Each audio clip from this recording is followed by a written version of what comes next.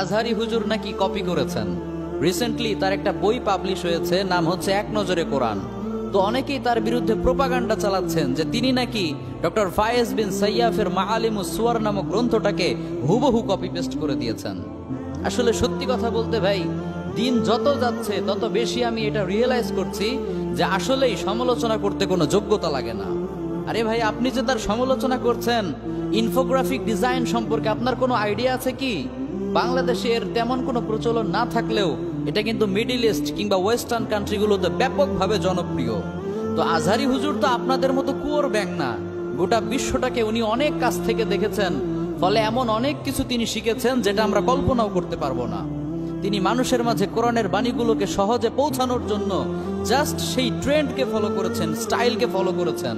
So what is the problem? সমস্যার কিছু তো আমি এখানে দেখছি না। আপনারা যারা তার সমালোচনা করছেন, মাআলিমুস সুয়ারকে আপনি এক পাশে রাখেন আর এক নজরে কোরআনকে এক পাশে রাখেন, রেখে দেখেন এখানে কি হুবহু কপি পেস্ট করা হয়েছে কিনা। আল্লাহর হাবিব বলেছেন, কাফা বিল মারই কাযিবান আইয়ুহাদ্দিসা বিকুল্লি মা সামিআ।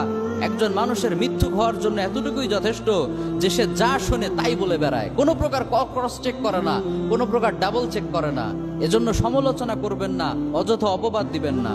আর সাপোজ কিছুক্ষণের জন্য যদি এটা ধরেও নেওয়া হয় যে মিজানুর রহমান আজহারি হুজুরের এক নজরে কোরআন বইটা মাআলিমুস সুয়ারের হুবহু ফটোকপি, এটার অনুবাদ, তাহলে আমার আপনাদের কাছে প্রশ্ন হচ্ছে, এতদিন আপনারা কেন অনুবাদ করলেন না?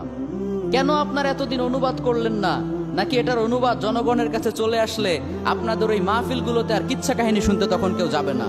আপনাদের জনসমুদ্রগুলো তখন জনপুকুরে পরিণত হয়ে যাবে। এজন্য খবরদার প্রিয় ভাইয়েরা, আল্লাহর ওয়াস্তে মানুষের সমালোচনা করার আগে নিজেরা কাজ করেন, নিজেরা প্রমাণ করে দেখান। এখনো এমন অনেক মূল্যবান গ্রন্থ আছে যেগুলোর অনুবাদের প্রয়োজন রয়েছে, আপনি সেগুলোর অনুবাদ করেন। সমালোচনা না করে কাজ করেন, আজহারির বিরোধিতা করার পূর্বে তার মতো যোগ্যতা অর্জন করেন।